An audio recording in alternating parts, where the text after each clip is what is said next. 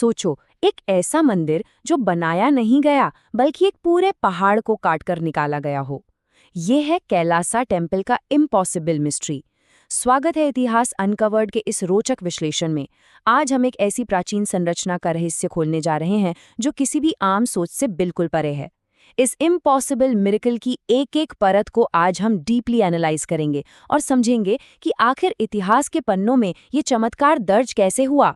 जरा इमेजिन कीजिए एक ऐसी विशाल संरचना के बारे में जिसे जमीन से ऊपर ईंट दर ईंट नहीं बनाया गया, बल्कि इस शानदार मंदिर को एक पूरे पहाड़ को तराश कर उसके अंदर से बाहर निकाला गया है। सुनने में किसी जादू जैसा लगता है ना, पर यह बिल्कुल सच है।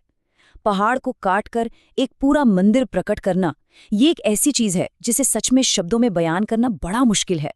और यहीं से ना सबसे बड़ा सवाल उठता है कि आखिर ऐसी मोनोलिथिक कंस्ट्रक्शन, मतलब एक ही पत्थर से बनी इतनी विशाल संरचना पॉसिबल कैसे हुई।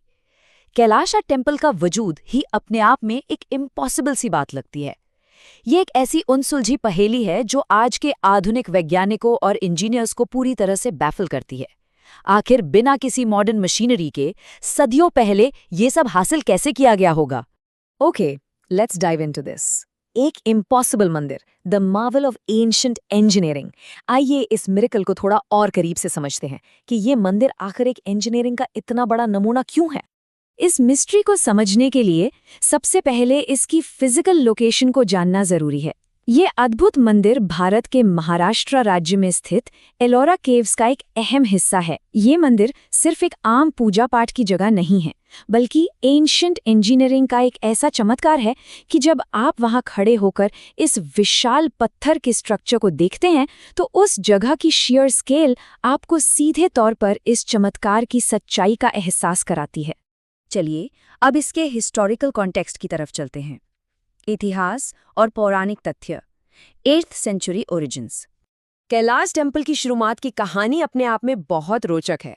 8वीं सदी से पहले वहां सिर्फ एक ठोस विशाल पहाड़ हुआ करता था, जस्ट सॉलिड रॉक। फिर 8वीं सदी में राष्ट्रकूटा राजवंश का दौर आया और उसी 8th सेंचुरी के मध्य में राजा कृष्ण प्रथम ने इस माइंड बेंडिंग मॉन्यूमेंट के निर्माण का आदेश दिया। यहीं से उस आम से पहाड़ ने दुनिया के सबसे बड़े चमत्कार की शक्ल लेनी शुरू की। लेकिन पता है, असली मिस्ट्री इसकी एज में नहीं है। असली रहस्य तो इसके कंस्ट्रक्शन मेथड में छुपा है। ऊपर से नीचे निर्माण, द टॉप डाउन मिस्ट्री। आमतौर पर ना हम कोई भी बिल्डिंग बनाते हैं, चाहे वो प्राचीन हो या एकदम आधुनिक, हम हमेशा बॉटम अप अप्रोच यूज करते हैं। यानी पहले नींव, फिर दीवारें और अंत में छत, राइट। लेकिन कैलाशा टेम्पल में ऐसा बिल्कुल नहीं हुआ। यहाँ पहाड़ की टॉप से, यानी बिल्कुल चोटी से खुदाई शुरू हुई।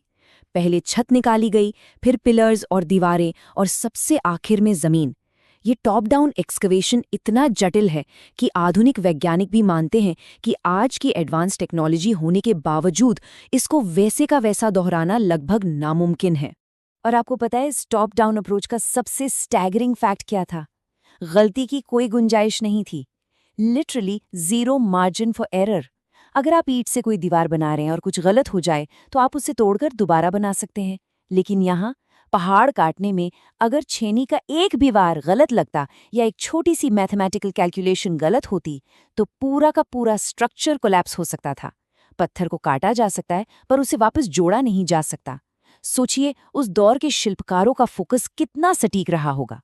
अब जरा इस कंस्ट्रक्शन के स्केल और उसके पीछे की रॉ मैथमेटिक्स को समझते हैं। 4 लाख टन पत्थर, द इम्पॉसिबल मैथ।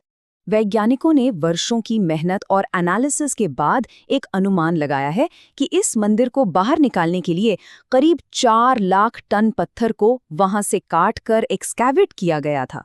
4 लाख। ये नंबर इतना बड़ा है कि आज के समय में सबसे आधुनिक क्रेन्स और एक्सकैवेटर्स लगाने पर भी ये काम किसी बुरे सपने से कम नहीं लगेगा। और सबसे शॉकिंग बात तो अब आती है।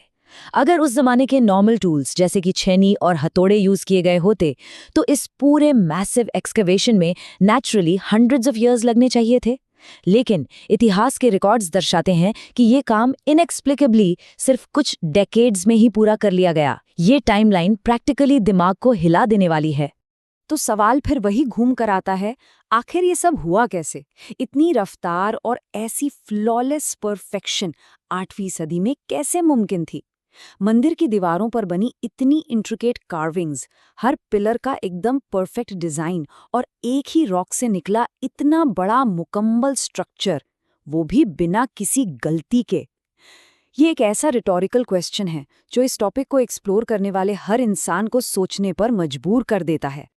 Now what's really interesting about this slide is कि हम उन थियोरीज को इन्वेस्टिगेट करेंगे जो इस इम्पॉसिबल अनोमली को एक्सप्लेन करने की कोशिश करती हैं। रहस्य और थियोरीज, इन्वेस्टिगेटिंग द अननोन। देखिए, मुख्य रूप से 3 थ्योरीज पर सबसे ज्यादा डिबेट होती है। पहली थ्योरी ये मानती है कि प्राचीन भारत के पास शायद कोई बहुत ही एडवांस्ड लॉस्ट एंशिएंट टेक्नोलॉजी थी, कोई ऐसी तकनीक जो वक्त के साथ खो गई।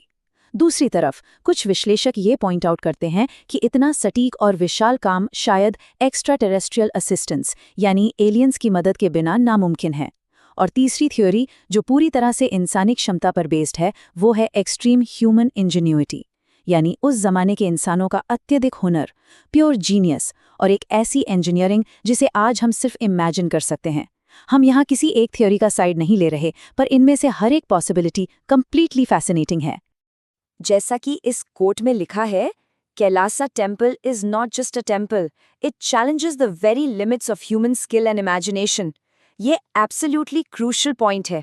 ये स्ट्रक्चर इस बात को प्रूव करता है कि हिस्ट्री में हम जिन चीज़ों को इम्पॉसिबल समझते हैं वो एक्चुअली हिस्ट्री की बाउंड्रीज को पुश कर चुकी हैं। ये मंदिर खुद में एक इम्पॉसिबल रियलिटी बनकर आज भी सीना ताने खड़ा है। तो इस एक्सप्लोरेशन के अंत में हमारे सामने बस ये एक सवाल रह जाता है, क्या ये सच में सिर्फ कड़ी मेहनत और इंसानी इंटेलिजेंस का कमाल था, या फिर वाकई उस दौर में किसी छुपी हुई टेक्नोलॉजी का इस्तेमाल हुआ था? जवाब जो भी हो, कैलासा टेम्पल हमेशा हमें हैरान करता रहेगा। ऐसे ही रहस्यमयी और माइंड ब्लोइंग ऐतिहासिक कहानियों के लिए सब्सक्राइब करो इतिहास अनकवर्ड। आपसे मिलेंगे अगले एक्सप्लेनर में।